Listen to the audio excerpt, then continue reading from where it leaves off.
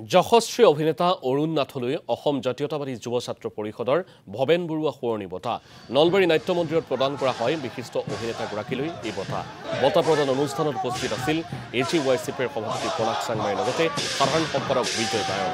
এইফালে এই অনুষ্ঠানতে কাক লৈ কেন্দ্ৰৰ নতুন অধিসূচনাৰ বিৰুদ্ধে AGYCPয়ে তীব্ৰ প্ৰতিবাদ কৰিব বুলি মন্তব্য সংগঠনটোৰ নেতৃত্বৰ মুখ্যমন্ত্ৰী হিমন্ত বিশ্ব শৰ্মাৰ বিৰুদ্ধেও সৰব AGYCPৰ নেতৃত্ব। আজি দিনটো আৰু ভৱেন এবাৰ প্ৰদান কৰা হৈছে। এই ক্ষেত্ৰত মই যথেষ্ট সুখী অনুভৱ কৰিছোঁ আৰু সৌভাগ্যৱান বুলি ভাবিছোঁ নিজকে। আৰু মই নিজে কি কৰিছোঁ নিজৰ মই হিচাপটো ৰখা নাই আৰু মই নিজে নিজৰ কামবোৰৰ হিচাপ ৰাখিব লাগে বুলি মই নাভাবোঁ তেনেকৈ। কিন্তু কথাটো হ'ল কি, যিমান পাৰোঁ আমি নিজক পাহৰি আমি সমাজৰ হকে নিজৰ অভিনয় জগতখনত যিমানখিনি কৰিব পাৰোঁ, অৱদান দিব পাৰোঁ, সেইখিনি মই কৰিবলৈ চেষ্টা কৰি আছোঁ।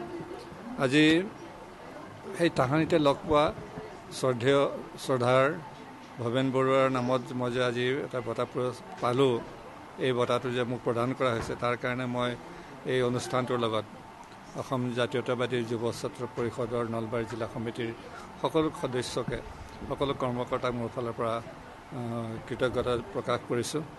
আৰু আজি নলবাৰীত উপস্থিত হৈ নলবাৰীবাসী ৰাইজৰ সন্মুখত মই এইটো বঁটা গ্ৰহণ কৰিব পাই সদৌ নলবাৰীবাসীলৈ মোৰ ফালৰ পৰা মই নমস্কাৰ জনাইছোঁ আৰু মোৰ সমস্ত শুভাশীষ আশীৰ্বাদ নতুন প্ৰজন্মলৈ মই আগবঢ়াইছোঁ।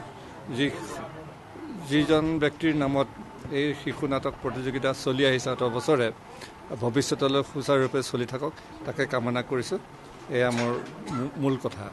এয়া এখন অসমীয়া জাতিটোৰ কাৰণে অত্যন্ত দুৰ্ভাগ্যজনক।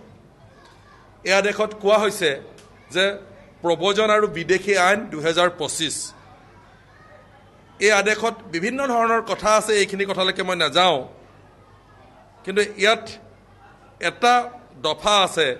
এই দফাত কোৱা হৈছে যে আফগানিস্তান, বাংলাদেশ আৰু পাকিস্তানৰ সংখ্যালঘু ধৰ্মীয় সম্প্ৰদায় হিন্দু, শিখ, বৌদ্ধ, জৈন, পাৰ্চী আৰু খ্ৰীষ্টান, যিসকলে ধৰ্ম নিৰ্যাতনৰ ভয়ত 31 ডিচেম্বৰ 2024 আগতে ভাৰতত আশ্ৰয় লৈছে, সেইসকল মানুহৰ তেওঁলোকৰ বৈধ পাছপোৰ্ট বা ভ্ৰমণৰ নথি নাথাকিলেও হ'ব।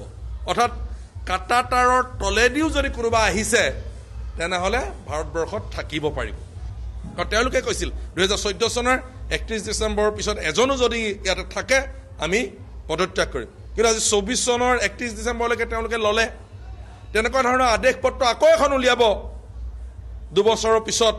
তাৰপিছত ক'ব নহয় 2040 চনৰ 31 ডিচেম্বৰলৈকে অহাসকলে পাৰিব। অৰ্থাৎ আমি যিটো কথা কৈ আছিলোঁ কা আন্দোলন চলি থাকোঁতে, যে বাংলাদেশী হিন্দুসকল অহাৰ যিটো বাট, সেই বাটটো চিৰদিনৰ কাৰণে মুকলি কৰি দিয়া হৈছে।